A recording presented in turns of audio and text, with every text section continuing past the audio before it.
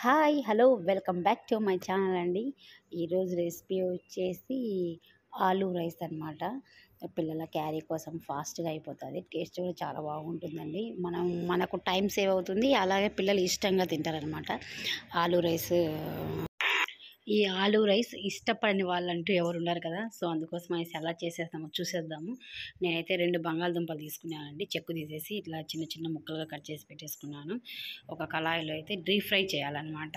ఇవి ఆలు అన్నీ బాగా ఆయిల్లో మునిగేటట్టు మనం ఆయిల్ తీసుకోవాలా. ఆయిల్ హీట్ అయిన తర్వాత మీడియం ఫ్లేమ్లో పెట్టేసుకొని ఈ ముక్కలన్నీ మరీ బ్రౌన్ కలర్లో కాకుండా మరీ గట్టిగా కాకుండా కొద్దిగా మెత్తగానే లైట్గా ఉడికేలాగా ఇట్లా మనం చూపించిన లైట్ బ్రౌనిష్ కలర్ వస్తే చాలు.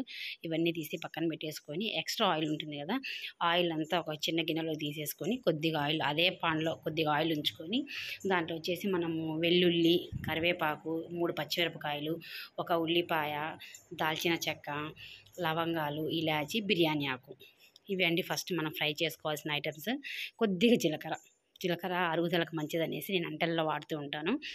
కళాయి తీసుకొని ఆయిల్ హీట్ అయింది కదా ఆల్రెడీ, అందులో జీలకర్ర, బిర్యానీ ఆకు, ఇలాచి, చెక్క, లవంగాలు, వెల్లుల్లి ఇవన్నీ వేసి వేపుకోవాలన్నమాట.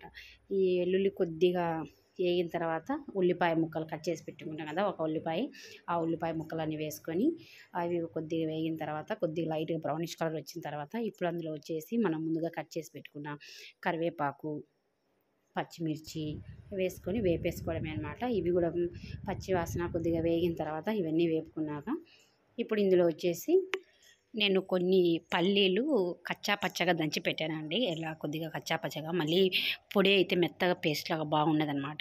కొద్దిగా కచ్చా పచ్చగా ఉండి ఇవి ఇందులో వేసేసుకొని ఇవి కూడా పచ్చివాసన పోయేంత బాగా వేపుకోవాలన్నమాట. బాగా వేయించుకోయిన తర్వాత ఇవి టేస్ట్ మనం తింటాం అన్నా కూడా ఈ పల్లీలు నోటికి తగులుతూ ఉంటాయన్నమాట, చాలా బాగుంటాయి.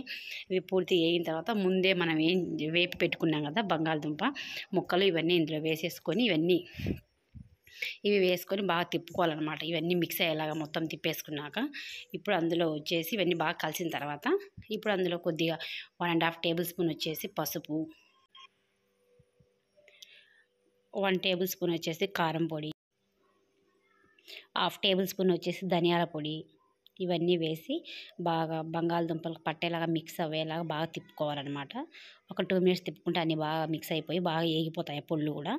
ఇవి వేగిన తర్వాత ఇప్పుడు ఇందులో వచ్చేసి 1/2 టేబుల్ స్పూన్లు వచ్చేసి సోయా సాస్, 1/2 టేబుల్ స్పూన్ చాలండి, టేస్ట్ బాగుంటుంది, అందుకోసమే సోయా సాస్ యాడ్ చేశాను. ఈ సోయా సాస్ కూడా బాగా మిక్స్ అయ్యేలా తిప్పేసుకొని ఇవన్నీ బాగా కలిసిన తర్వాత ఇప్పుడు అందులో వచ్చేసి మనం రైస్ యాడ్ చేసుకోవాలి. వేడి అన్నం వేస్తే ముద్ద అవుతుందండి. రైస్ తీసుకొని కొద్దిగా చల్లారిన తర్వాత రైస్ మనం కలుపుకున్నామంటే రైస్ కూడా బాగా పొడిగా వస్తుందన్నమాట. ఈ రైస్ అంతా వేసి బాగా కలిపేసుకోవాలి. ఈ బంగాళదుంప మసాలా అంతా రైస్కి పట్టేలాగా కలిపేసుకోవడమే అండి. అంతే అండి. లాస్ట్ ఫైనల్గా వచ్చి కొత్తిమీర వేసుకొని సర్వ్ చేసేసుకోవడమే.